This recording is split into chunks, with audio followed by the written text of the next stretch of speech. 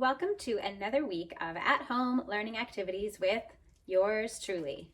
Today is Monday, which means that we are going to be doing another design thinking challenge. And today's design thinking challenge is inspired by this incredible book called Ada's Violin.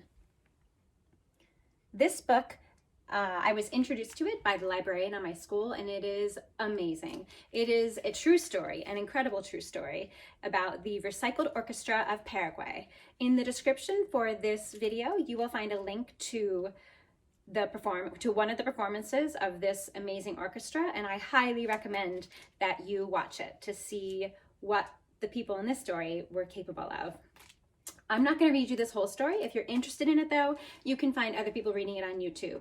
But I am going to read you a little excerpt of it in just a moment. So this story, Ada's Violin, is about a little girl named Ada and her family and the people that she lives near. And so Ada lives in a town called Catura, and that is a town that is right outside the capital city in Paraguay. And Catura it's the main garbage dump for this capital city, and it is one of the poorest areas in all of South America.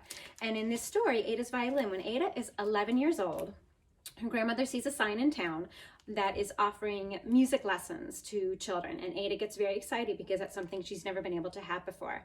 So she shows up for the lessons, and lots of other children do as well, including her sister, and they are disappointed because there are not enough instruments to go around. And Ada's family, as well as all the other families that these children come from, cannot afford to get instruments for them. And that leads us to our Uni Statement.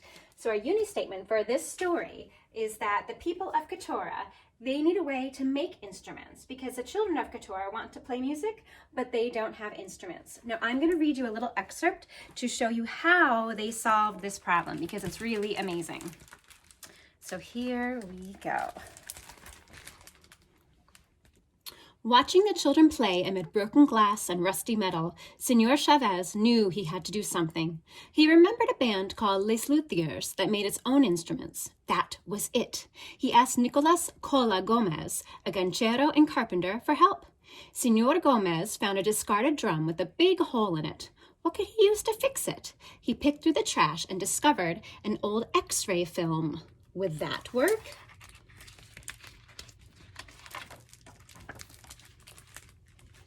It did. Senor Gomez kept experimenting, and others, like Tito Romero, helped.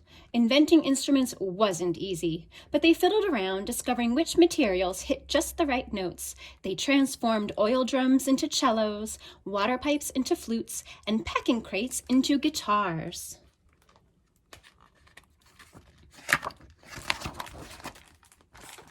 Soon, there were enough instruments for all the children who wanted to play. Ada chose a violin made from an old paint can, an aluminum baking tray, a fork, and pieces of wooden crates. Worthless to thieves, it was invaluable to her. It was a violin of her very own.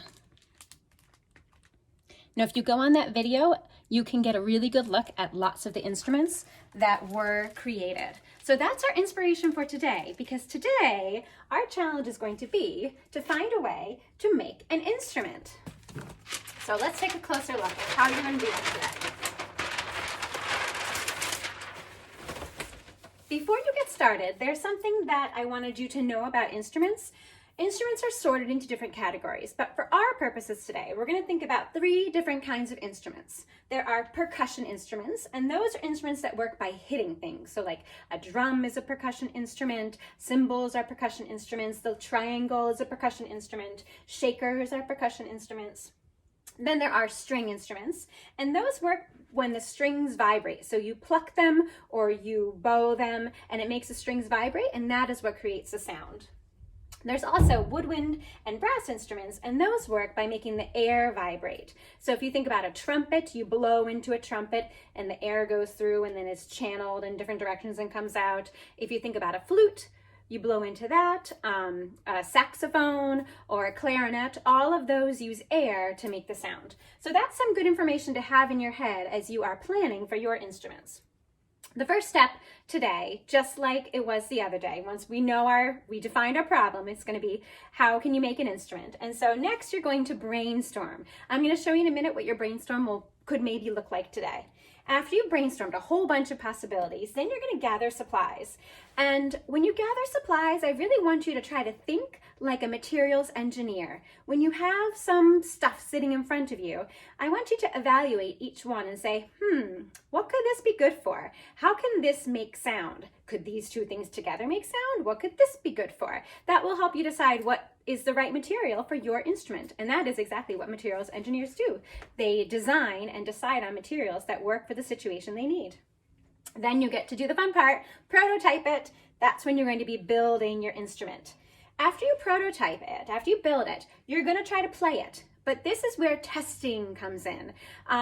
True designers, they test whatever they've designed and then they make changes, they tweak it, they fix it. And over time, after they test it and change it and test it and change it, then they come up with something that works well. So while you're playing it, you might notice, oh, that doesn't make quite the right sound. I need to change. Can I put another hole in? Is there something else I can make to make it longer? So you're going to be changing your instrument as you're playing it to get the sound that you want to happen. Then I want you to perform for somebody. And a big challenge is, can you make up your own music? Can you write a little tune? Can you write a little song? That's like a bonus challenge. So I want to show you what my brainstorm for this project looked like, just to give you a little bit of a starting point. Most of you probably, I'm losing pieces of my easel here. Most of you won't need any of this help, but it might get your brain jump started. So here is my example. You'll notice that in my brainstorm, I have pictures and I have describing words, and I've also done a little bit of thinking about how. So up here, I've got an egg carton shaker. And so I was thinking I could put beads inside and then tape up the edges so that the beads can't escape. For this one, this is a little straw flute. And I was thinking I could cut straws into different lengths and then tape them together around the top. These are toilet paper roll shakers, so I would have to tape the ends and Cheerios would go inside. This is a shoebox guitar, so I'd have to get a shoebox, cut a hole in it, and then find some rubber bands to go over the top. Hopefully different sizes so they make different sounds when I pluck them. And then this one is a wrapping paper roll trumpet, and I thought maybe on the ends I could take some yogurt containers, those plastic yogurt containers, and cut them and sort of make them into a bigger funnel shape to put right on the end there, and that could maybe send the sound out. So that was just a quick little brainstorm, and then I would have to decide which one of these do I really want to do. You might decide before you even get started brainstorming that you want to focus on just thinking about percussion instruments, or just thinking about string instruments, or just thinking about a woodwind or a brass instrument, like an air instrument. That might help you decide on what to brainstorm. Or you might just decide to come up with as many different ideas as you can and then look and see what you have in your house and what might work. This definitely is going to depend on having some recycled materials around that you can use to transform them into instruments. But again, plain old cardboard is amazing. You can do tons of things with just cardboard if you've got an old box laying around. So that is your challenge for today. I'm going to flip back over to the steps and leave you with that. Okay, so we've got our challenge. We know that we're going to be trying to find a way to make an instrument. Now you're going to brainstorm, gather your supplies, prototype it, test it, and perform it. All right, have fun with this one today, and I hope that your family appreciates all this extra noise. Sorry, parents, but it's going to be fun. I'll see you tomorrow, everybody. Thanks again for listening. Bye.